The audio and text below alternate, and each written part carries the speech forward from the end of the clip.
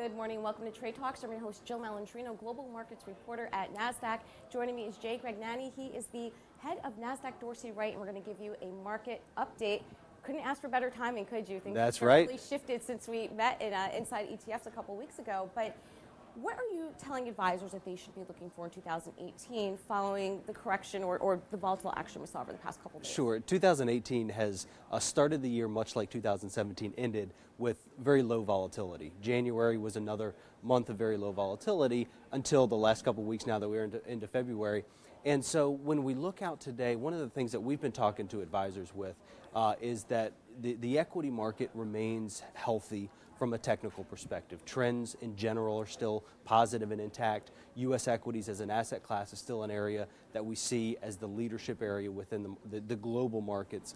And so when we look into 2018, this recent volatility, what we've seen is basically a correction or a pullback back to what we would consider to be more normal conditions in the market.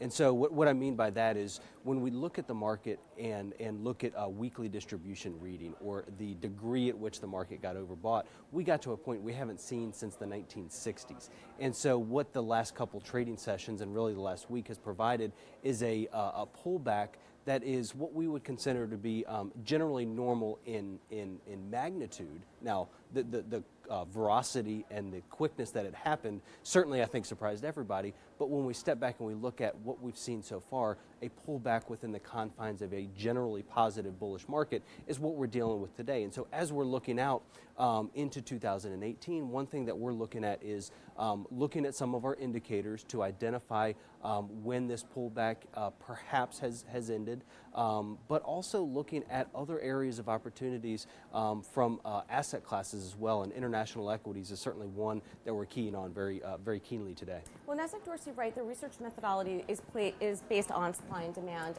which is the ultimate determinant of the price of a security, as well as a number of other technical indicators that you had mentioned.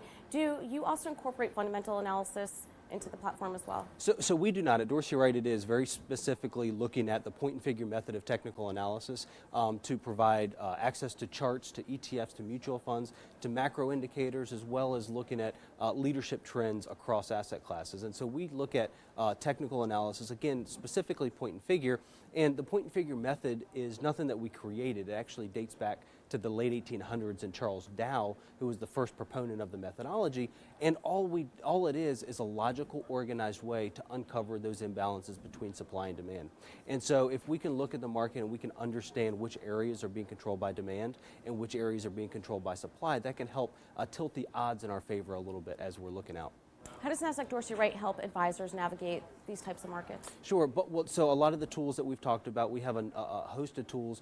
We chart about 25,000 securities that trade on exchanges all over the world, ETFs, mutual funds, and as we have more and more conversations with advisors today, what we do is we provide them with tools to help uncover those imbalances between supply and demand in the marketplace and identify key leadership trends of knowing where to be across asset classes. So from an asset allocation perspective, should we be overweighting equities or should we be overweighting perhaps commodities maybe one day?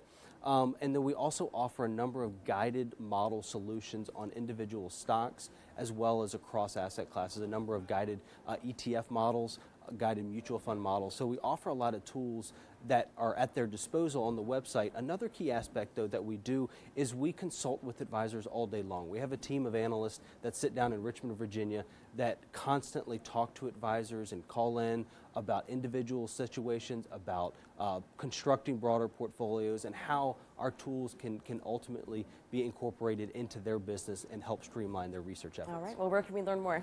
So we can go to dorseyWright.com as our website and find out. There's a lot of information out there. We have a lot of education and training materials available. We also have we have what we call a Point and Figure Institute that is coming up. We'll be in Las Vegas the first week of May 3rd and 4th, that we have registration is now open for that. So if you want to learn more, a deep dive into that, I would encourage you to go to the website, dorseyWright.com, and also check out that conference that we're going to do out in Las Vegas at the beginning of May. All right. Well, thank you very much for joining us. And traders and advisors, thank you for joining me. I'm Jill Malandrino, Global Markets Reporter at Nasdaq.